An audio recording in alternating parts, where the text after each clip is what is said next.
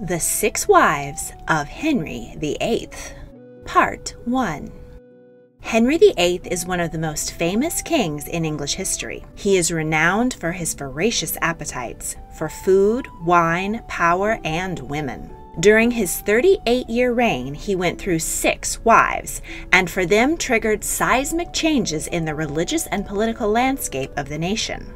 But who were the women for which this larger-than-life monarch's passion ran hot and cold? And who were they before, and in some cases after, their fates were in the hands of this fearsome king? Here are the stories of the 6 wives of Henry VIII. Catherine of Aragon. Catherine was the youngest child of Isabella I of Castile and Ferdinand II of Aragon. The power couple who set in motion the unification of Spain, began the Spanish Inquisition, and launched Christopher Columbus's expedition to the New World. Young Catherine grew up with the influence of her powerful mother and learned how to be a queen. She was well educated in multiple disciplines, including literature, history, music, needlepoint, and of course, the Catholic religion. She spoke several languages and loved to read. At the age of 3, she was betrothed to Prince Arthur, heir to the English throne. They were an excellent political match, as in addition to Catherine's powerful Spanish family, she was a descendant of Edward III of England via his Lancastrian descendants, so her blood would bring legitimacy to the fledgling Tudor dynasty. At 16, the princess traveled to England to be married. Her large retinue of Spanish attendants included several African servants, thought to be some of the first Africans to arrive in London. Catherine was short in stature and had long red hair and wide blue eyes. She and Arthur struggled to communicate as neither spoke the other's language. The teenage newlyweds traveled to Ludlow Castle, Arthur's seat as Prince of Wales. The castle was damp and cold, and within a few months both royals contracted the sweating sickness. Arthur died. Catherine recovered, but found herself a widow with an unclear future. Both her father and her father-in-law, King Henry VII, claimed it was the other's duty to support the dowager princess, so the once glamorous lady lived hand to mouth and had to dismiss many of her servants and sell her jewelry for food. Henry VII wanted to keep her large dowry and considered marrying the teenage princess himself, but Catherine's father refused. During this time of uncertainty, Catherine held the position of Spanish ambassador and was the first female ambassador in Europe. After 7 years in limbo as a widow, Henry VII died, and his son, now King Henry VIII, married Catherine on Midsummer's Day. The handsome and athletic new king was just 18, 5 years Catherine's junior, but he was very much in love with his intelligent and confident new bride. 7 months into their marriage, Catherine miscarried a baby girl. A year later, on New Year's Day, she gave birth to a son, Henry, Duke of Cornwall. The birth of the new heir was celebrated throughout the country. Bells were rung and fountains filled with wine. But the baby died after just 52 days of life from an intestinal malady.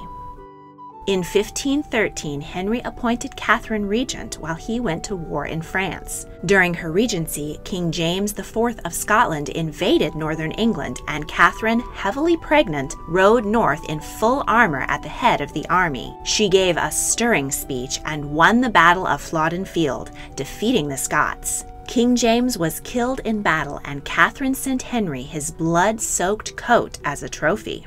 A few days later, she went into premature labor and delivered a stillborn son. The next year, another stillbirth followed. At 30, Catherine's prayers were finally answered, and she gave birth to a healthy child. However, Henry was disappointed that it was a daughter, Mary, not the heir he had hoped for.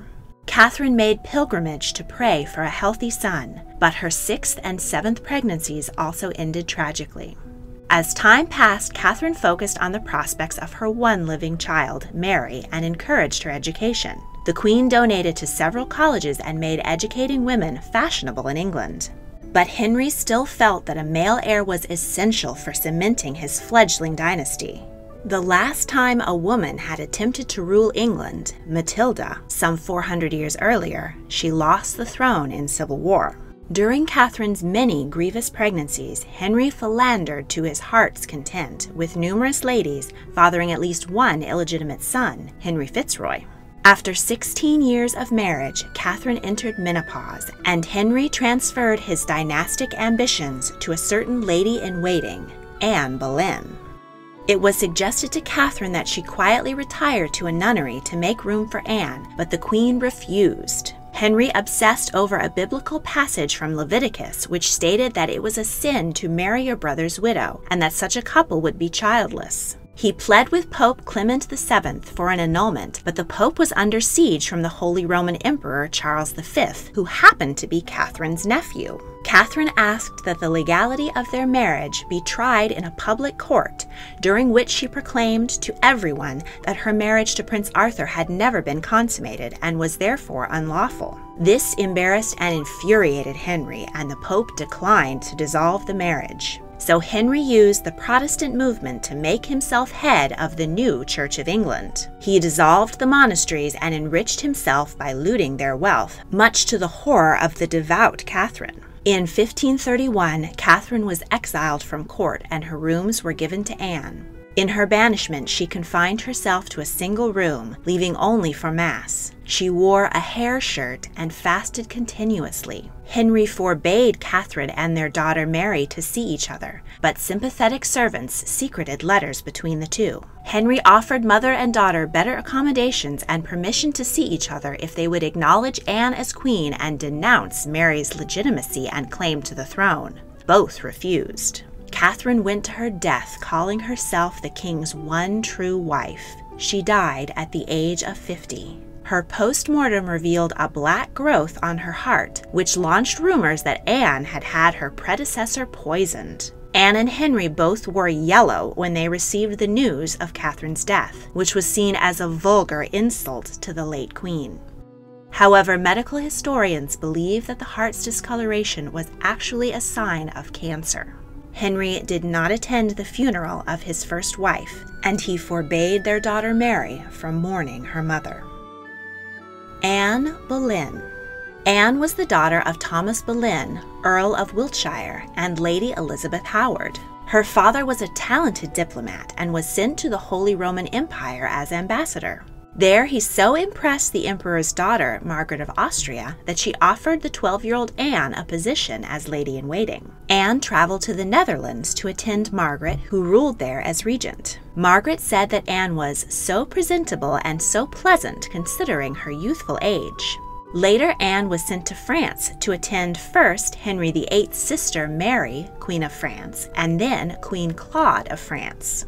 Anne lived at the sophisticated French court for 7 years, where she gained knowledge of art, dance, fashion, music, poetry, and the flirtatious art of courtly love.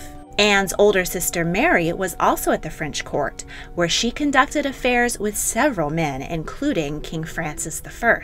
To save her reputation, their father sent Mary back to England, where she commenced a short-lived affair with Henry VIII. Fair Mary was considered the more beautiful of the sisters, while Anne was the more intelligent. At 21, Anne was called back to her homeland for an arranged marriage to an Irish cousin, James Butler, but that fell through. Instead, she became a lady-in-waiting to Queen Catherine of Aragon. Anne had dark hair and eyes, olive skin, a slender figure, and decent looks, but her beauty lay in her dazzling wit and humor. She popularized wearing the French style of headdress, which revealed a shocking amount of hair. She enjoyed playing cards, drinking, hunting, gossiping, and loved a good joke. Anne established herself as the brightest star at court and had numerous young men vying for her attention. She became secretly engaged to Henry Percy, son of the Earl of Northumberland, but his father objected to the match. Soon Anne caught the eye of an even bigger player, King Henry himself. Unlike other ladies, including her own sister, who had gone quickly to Henry's bed, Anne played a coquettish game of resistance. Why settle for being a royal mistress when she could be queen? With promises of a longed-for son, Anne convinced Henry to leave Catherine and make her Queen of England. Henry was confident that he could obtain a quick annulment and swap Catherine for Anne in a matter of months. He didn't count on 7 years of legal battles with Catherine and unconsummated courtship with Anne. Anne too was frustrated. She was approaching 30, middle-aged by 16th century standards, and wanted to be married before her childbearing days were behind her. She had passed up other chances to marry noblemen and had bet 7 years of her life on winning the ultimate prize. But she wasn't about to sleep with Henry until she could secure the crown and the legitimacy of their offspring. She slowly gained power, securing titles for her kin and setting spies in the Queen's household until she was at the center of court and Catherine was on the outskirts. In France, Anne learned of Enlightenment ideas about church reform. She encouraged Henry to embrace the Protestant movement, split with Rome, and declare himself head of the new Church of England. Anne's Catholic enemies accused her of using witchcraft to ensnare the king, and even years after her death, tried to discredit Anne's Protestant daughter by claiming that Anne had 6 fingers, a sure sign of a witch. In November 1532, after a triumphant trip to France to secure alliance with Anne's old friend, King Francis I, and with a divorce now all but inevitable, Anne finally went to bed with the king. The couple were married in a secret ceremony which technically made the king a bigamist, but it couldn't wait as Anne was already pregnant. The divorce was finalized in May, and in September, Anne gave birth to a healthy baby, but to Henry's consternation, he had another daughter, Elizabeth.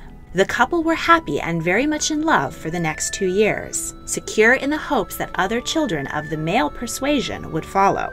Henry decided that if he couldn't prove his masculine virility by fathering a son, he would show it in the tilting yard. During a jousting match, the king was struck and fell from his horse. He was unconscious for 2 hours and everyone feared the worst. He recovered, but he suffered a leg wound that plagued him for the rest of his life, ending his athleticism and allowing him to pile on weight. Historians hypothesize he also sustained a serious concussion and brain damage that would explain his hair-trigger temper from then on. The shock of the accident also caused Anne to miscarry their second child, a son. Increased strife in the marriage, partly due to Anne's refusal to ignore her husband's philandering, caused Henry to resent his wife. Anne's talents in courtly flirtation, so admired in a mistress, were unacceptable in a wife. Her enemies at court carried tales of her flirtations back to the king, who became enraged at the thought of his wife sleeping with other men. Musician Mark Smeaton confessed under torture that he had slept with the queen and named 4 other men in his testimony. They included the king's best friend, Henry Norris, as well as Anne's own brother, George Boleyn. On May 2, 1536, after 2.5 years of marriage, Anne was arrested and brought to the Tower of London. There she was tried in court for adultery, incest, and treason. Anne was almost certainly guiltless. She pled her innocence and begged her husband for mercy, but Henry decided that he was done with the woman he had once moved heaven and earth to win. While in the Tower waiting to die, Anne spent her final days coming to terms with her mortality. She composed the poem, "O Death, Rock Me Asleep," and was at peace at the end. The 5 men accused alongside Anne were beheaded on Tower Hill in sight of her room.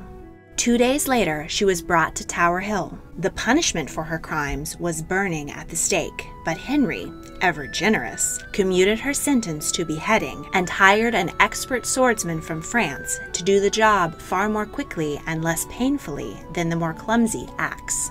On the scaffold, Anne gave a moving speech to the crowd and knelt before the swordsman with dignity.